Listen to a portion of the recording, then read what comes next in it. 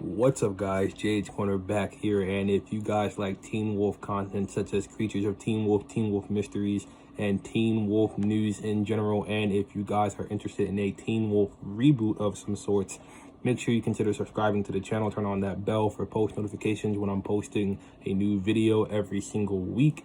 And without further ado, let's get into today's video. What's up, guys? Before we get into the video, after that little intro there, make sure you guys go out and check my website. The link is shown right here, jadecorner.godaddysites.com. There you guys can purchase art from my art store. I have Scott McCall drawings as of now, but more will be coming in the future. And you guys can also check out my other tabs. I have Teen Wolf News, which is basically videos I've done in the past regarding Teen Wolf new information that's come out in 2020 and beyond. I have the Teen Wolf, which as of this video, the title of the series is now called True Alpha, but you guys can look at more information about that on this tab here. I also have MTV's Teen Wolf, which is content from my Teen Wolf MTV universe videos that I have done on the channel so far. And the last tab you guys can check out is my Creatures of Teen Wolf series, which I began in 2017 when I started the channel. And the complete series is done as of August of 2020. So you guys can check out every single video if you guys are new to the Teen Wolf universe, or if you're old and you just want to hear about some more facts about the creatures of the show. Here you go. So without further ado, without taking more any of your guys' time, let's get into the intro.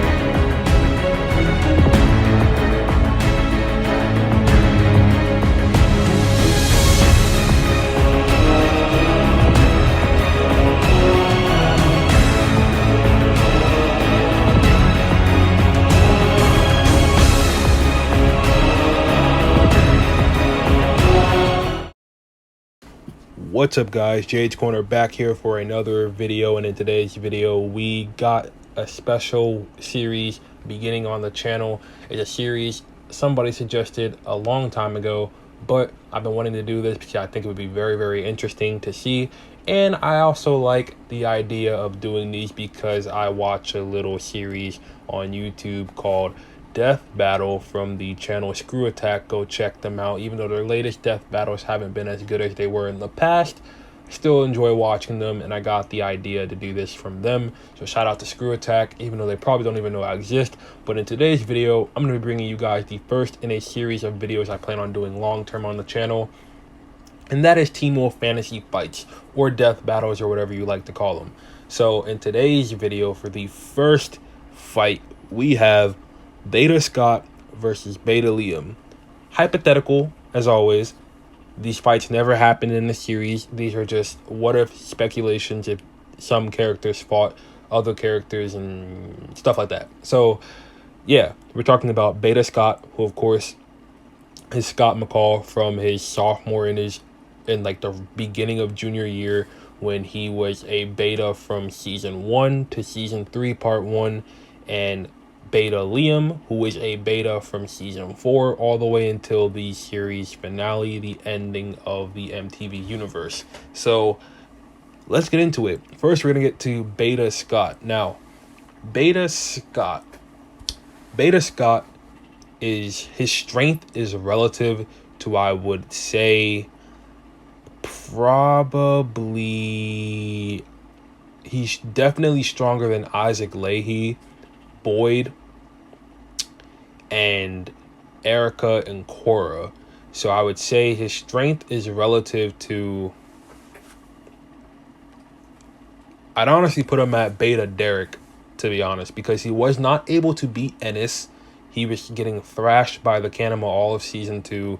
He was not able to beat Kali. He was not able to beat Ethan and Aiden as alphas, and he sure as hell did not come close to beating Jennifer Blake, Alpha Derek, or even Deucalion. So he's weaker than all the alphas, and Beta Scott is even weaker than Alpha Scott. Obviously, Scott being an alpha, he got significantly more stronger than he was when he was a beta. So yeah, there's that. Now also, let's get to the strongest feat that Beta Scott has done, and that being his ability to forcefully push through the mountain ash in Lunar Eclipse when he was becoming a true alpha. And I think another one of his strongest feats was when he was fighting against Enos in the episode Frayed, and he had his true alpha eyes show for a little bit, and he was able to hang with the alpha pack for a little bit. I think his true alpha powers were starting to fluctuate here and there. They were showing because his eyes kept switching from yellow to red. So yeah, there's that. So those are the two strongest feats from Scott, in my opinion. Now, do they hold up with Liam's? We'll get to that when we get to Liam's side. But for Scott, I would have to say he's a pretty decent fighter. He's not top tier, but he knows how to, he knows basic fighting skills. In season 1, he's kind of weak. In season 2, he gets a little bit more adept to his werewolf power, so he knows how to fight a little bit better. Then I would say definitely the best showings for Beta Scott are from season 3, hands down, because he gets into a lot of fights. He gets into a lot of fights with the members of the Alpha Pack, and even though he gets thrashed during those fights, with the exception of maybe a few, he hangs in there a little bit. He does pretty well for himself, for a little bit at least, until the Alpha Pack members get the upper hand. And yeah, fear factor, I would say his fear factor is really, really high, because Deucalion was kind of fearful of his potential as a true alpha. He wasn't really necessarily scared of Scott himself. He was scared of the potential he had to be a crazy powerful alpha once he became a true alpha. So yeah. And what was the greatest opponent that matched Beta Scott's skills? I would say that would be either the Kanema or the Alpha Pack, because Alpha Peter gave him a good run for his money too throughout the entirety of the first season. And the only reason they only won that fight at the end of Cold Breaker was because Styles hit Alpha Peter with a Molotov cocktail. So technically Styles was the one to take out Alpha Peter, or at least weaken him to the point where Derek can finish him off. But Beta Scott wasn't able to beat him. He had a little bit of an upper hand every now and then against the Kanema, but the Kanema's base level is alpha. He's alpha strength. So yeah, there's that. And then the Alpha Pack is when I think Scott really got to show off his skills before he became an alpha. But still, like I mentioned before numerous times in the video, he was getting thrashed like crazy against them. So yeah, honestly, I would say Beta Scott is not that bad of a beta, but he's not the greatest either. In terms of strength, he's probably in the middle. He's pretty smart. He comes up with good strategies against the villains somewhat in the earlier seasons when he's still a beta. So that should be taken into consideration too. And his ingenuity and his adaptation to his environment and his fights. Like, Scott will always find a way to win. It's just the way the screenwriters wrote his character to be. Scott in the series, whenever he's literally on the brink of defeat, some plot armor always happens so that he can win. So that must be taken into consideration too. Scott will always find a way to win, even when technically he should be getting his ass kicked and he should be getting killed. Now, we're done with Scott. Moving on to Liam. Now, Liam, on the other hand, let's talk about his strongest feats. his strongest feat by far is dealing with and going head to head, one on one with no help against the Beast of Gévaudan and surviving in the episode Incredible Threat.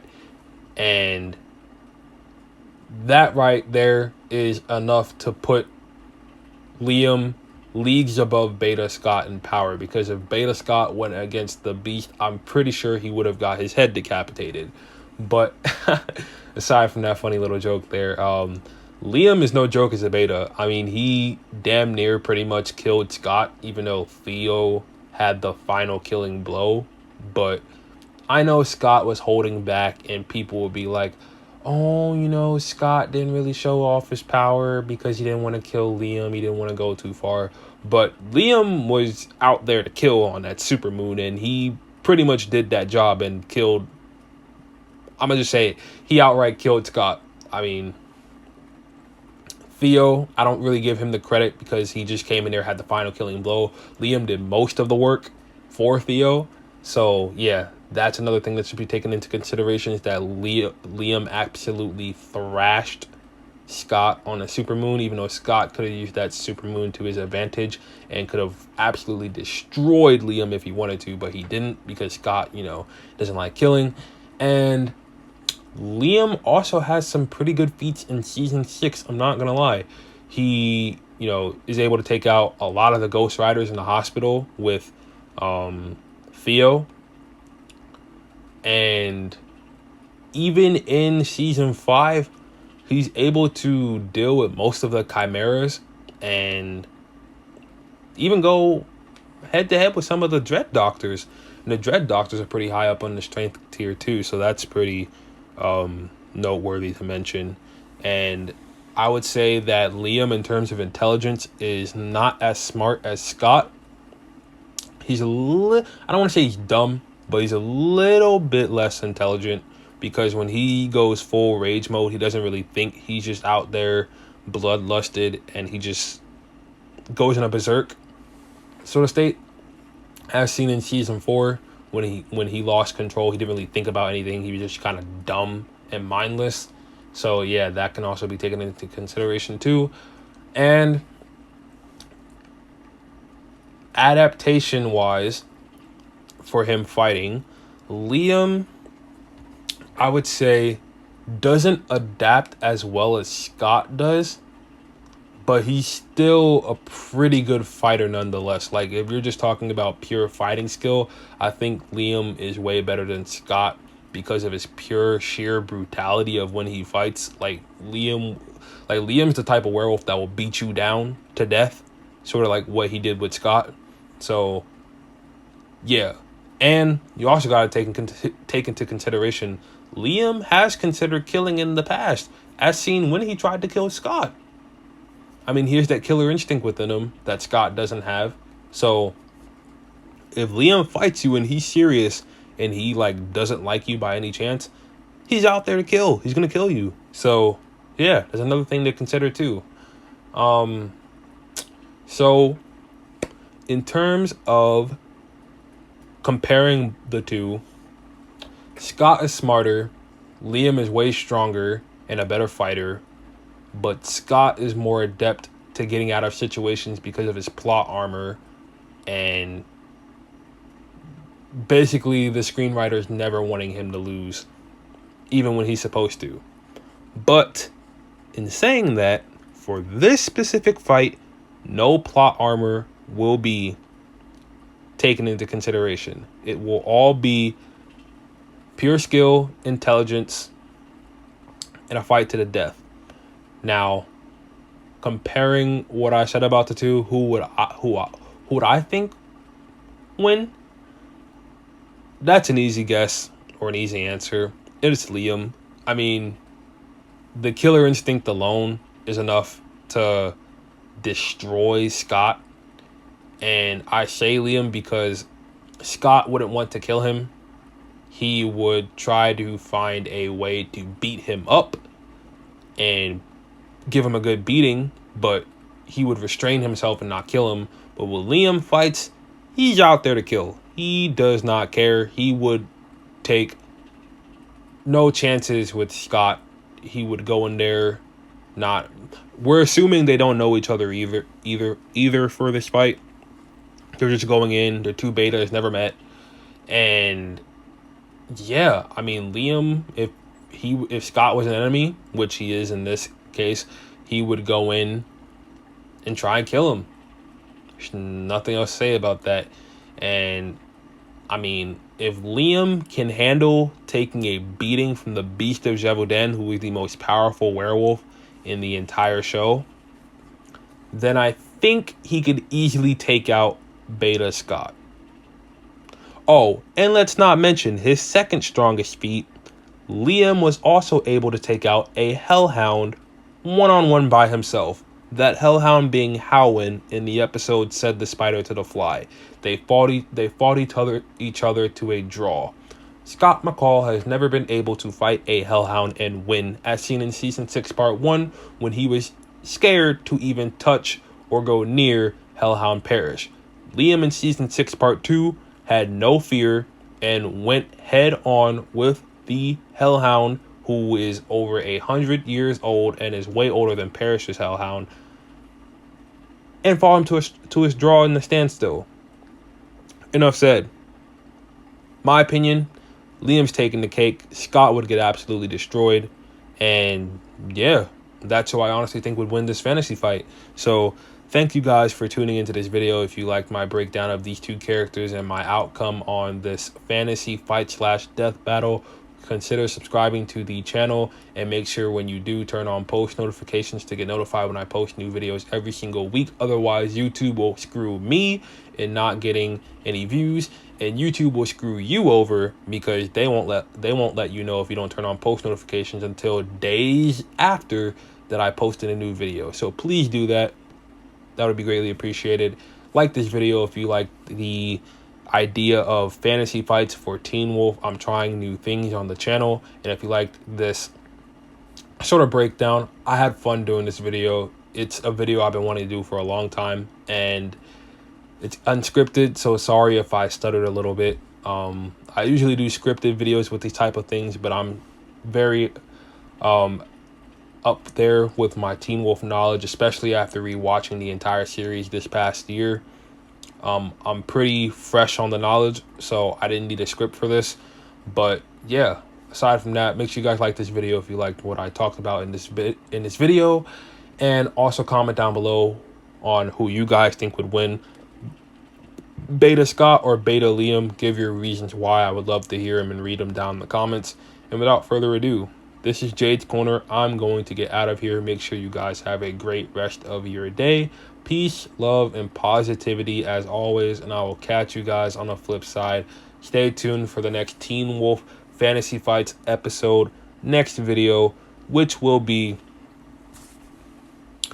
Garrett Douglas and his lion form versus Deucalion and his demon wolf form. And I will catch you guys on the next one. Peace. Enjoy the rest of your day or night, depending on when you're watching this and in what area of the world you're on.